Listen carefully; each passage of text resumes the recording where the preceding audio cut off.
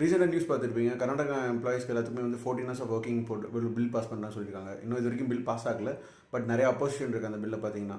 So which is very not possible at all. ஏன்னா இப்போ ஒரு நார்மல் ஹியூமனோட ஒரு அட்டென்ஷன் டைம் பார்த்தீங்கன்னா 45 மினிட்ஸ் தான் சொல்லுவாங்க. ஸோ அதனால தான் வந்து ஸ்கூல் டைம்லையும் காலேஜ் டைம் பார்த்தீங்கன்னா ஒரு பீரியடுங்கிறது 45 மினிட்ஸ் வச்சிருப்பாங்க. ஸோ அந்த 45 மினிட்ஸுங்கிறது நமக்கு வந்து ஏகப்பட்ட டிஸ்ட்ராக்ஷன் இருக்கும். அங்கே பார்க்குறீங்க போய் ஏகப்பட்ட டிஸ்ட்ராக்ஷன் இருக்கும். ஸோ அதையுமே கண்டிப்பாக பண்ண முடியாது. இவங்க எந்த கணக்கில் 14 ஹவர்ஸ் ஆஃப் ஒர்க்கிங் போட்டிருக்காங்கன்னு தெரியல. ஒரு மனுஷன் என்ன தான் நடுவில் பிரேக் எடுத்து ஒர்க் பண்ணாலும் அந்த ப்ரொடக்டிவிட்டிங்கிறது ஓரளவுக்கு தான் இருக்கும். 14 ஹவர்ஸ்லாம் கண்டிப்பாக ஒர்க் பண்ண முடியாது. He has more then work, he has has family, he has has commitment மாதிரி எவ்வளவோ இருக்குது.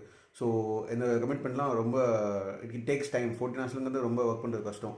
ஸோ ஃபாரின் கண்ட்ரீஸ்லாம் பார்த்தீங்கன்னா எப்படி 5 டேஸ் ஒர்க் வந்து 4 டேஸ் ஒர்க்காக மாற்றலாம்னு சொல்லி அங்கே ஏகப்பட்ட பிளான் பண்ணிட்டுருக்காங்க. சில கண்ட்ரீஸ்லாம் இம்ப்ளிமெண்ட் பண்ணிட்டாங்க. ஸோ நம்ம ஒரு நாளாக இருக்கிற டைம் எப்படி இன்க்ரீஸ் பண்ணுறது தான் பார்த்துருக்கோம். ஸோ இது வந்து say no to 14 hours of working.